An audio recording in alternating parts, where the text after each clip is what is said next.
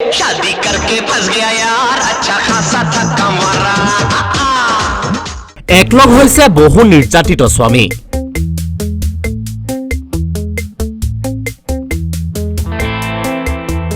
পত্নীৰ হাতত পীড়িত স্বামীয়ে কি পণ লৈছে গছৰ তলত शादी करके फंस गया यार अच्छा खासा थक्का मारा আহত গছৰ চৌপাশে ফেৰালৈ দৃঢ় প্ৰতিজ্ঞ হৈছে এইসকল স্বামী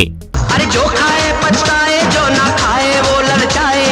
जो खाए पछताए जो ना खाए वो ललचाए दूर से मीठा लगता है ये कड़वा लड्डू प्यारा शादी करके অগ্নিক সাক্ষী কৰি 7টা জনমলৈ লগত থকাৰ প্ৰতিশ্ৰুতি দি পত্নী গুচি গ'ল 7টা দিনৰ পাছতেই পত্নীৰ দ্বাৰা প্ৰতাৰিত বহু স্বামীয়ে বাছি লৈছে আত্মহত্যাৰ পথ পত্নী পীড়িত পুৰুষাশ্ৰমৰ সদস্যক লাগে ন্যায় বিবাহ বিচ্ছেদৰ পাছত অকলশৰীয়াকৈ থকা স্বামীৰ খবৰ বাৰু কোনে ৰাখে পত্নী ঘৰ সমাজ সকলোৰে পৰা একাষৰীয়া হৈ পৰা এইসকল স্বামীক ঠিকনা প্ৰদানৰ বাবে এতিয়া একলগ হৈছে বহু পত্নীৰ দ্বাৰা প্ৰতাৰিত স্বামী মহাৰাষ্ট্ৰৰ ঔৰংগাবাদত থকা এয়া এখন পত্নী পীড়িত পুৰুষাশ্ৰম ৰাজ্যখনৰ বহু বিবাহ বিচ্ছেদ হোৱা স্বামীয়ে বাহৰ পাতিছে এইখন আশ্ৰমত যোৱা বৃহস্পতিবাৰৰ দিনা এইসকল স্বামী আয়োজন কৰিলে এখন বিশেষ পূজাৰ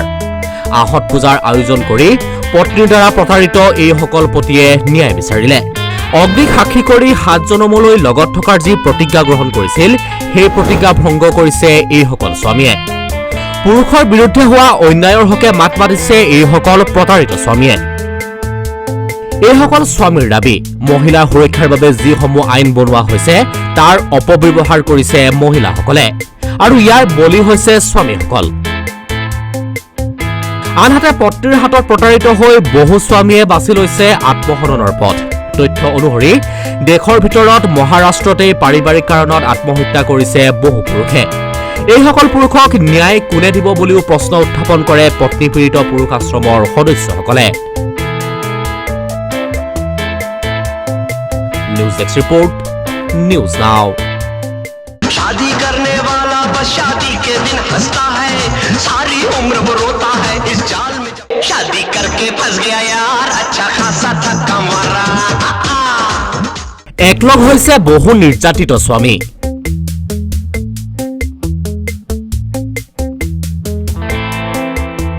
পত্নীৰ হাতত পীড়িত স্বামীয়ে কি পণ লৈছে গছৰ তলত शादी करके फंस गया यार अच्छा खासा थक्का मारा আহত গছৰ চৌপাশে ফেৰালৈ দৃঢ় প্ৰতিজ্ঞ হৈছে এইসকল স্বামী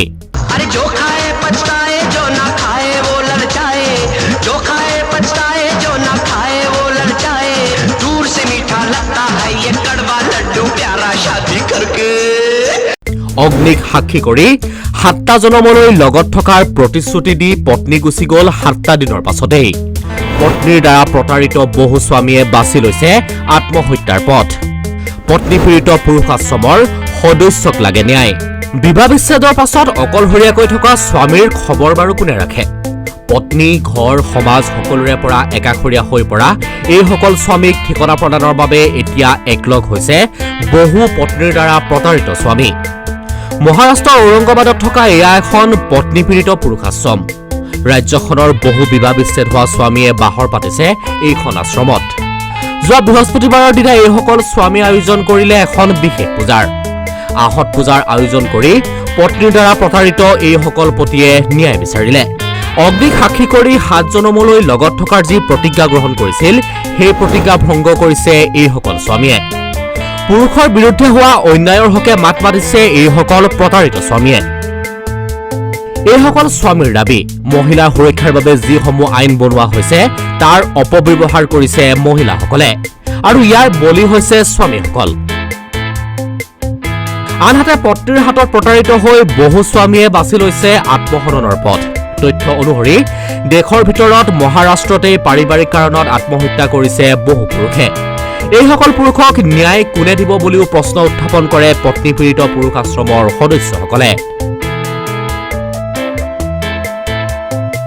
news desk report news now शादी करने वाला बस शादी के दिन हंसता है सारी उम्र वो रोता